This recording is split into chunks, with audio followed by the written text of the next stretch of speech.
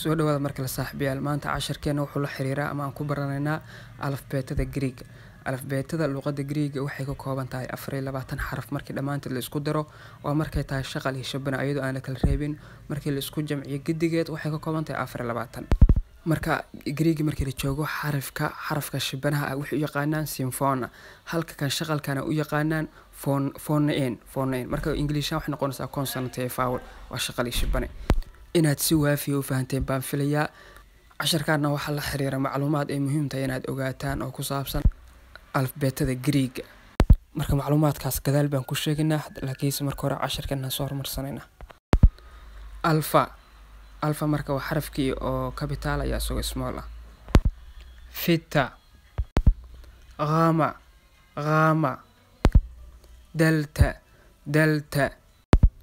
epsilon zeta eta theta waa tha iota kappa lambda mi ni kisi omicron b rho sigma taf epsilon phi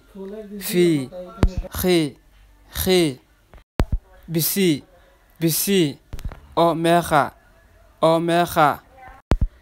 saaxiibayaal alifbeetada Greek ee ka koobneed oo ahayd 24 xaraf oo iga haysaan waana fahanteen baa filayaa hadda kadib hadaad ku aragtaan meel qoraal ku qoran oo luqadda Greek waliba ku qoran inaad kicin doontaan oo akhrin doontaan baa idin rajeenayaa isku day dadaal wacan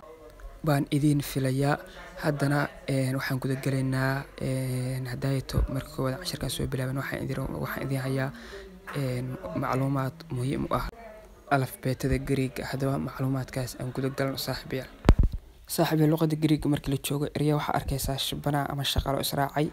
shibana oo kale waxaan ka wadnaa waa ereyga caadiga ba ta jaha oo kale shaqalna wuxuu noqonayaa a e o u oo kale marka hadda xarafka meesha ka jeedaan oo kale waa e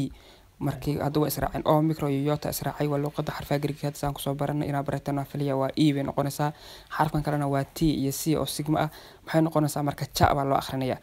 marka ina fahanteen baa filayaa casharkan ku xiga hadaa la idmo waxaan ku qaadanaa saaxiibayaal alifbeetada si fiican u si faahfaahsan oo xarfahan dhamaan aan soo wada sheegnay mid walba ayagoo wax ka bilaabanayaan ama shay ku magacaaban ama si macna ama feeb ahaan oo ficil oo kala ah oo si aad u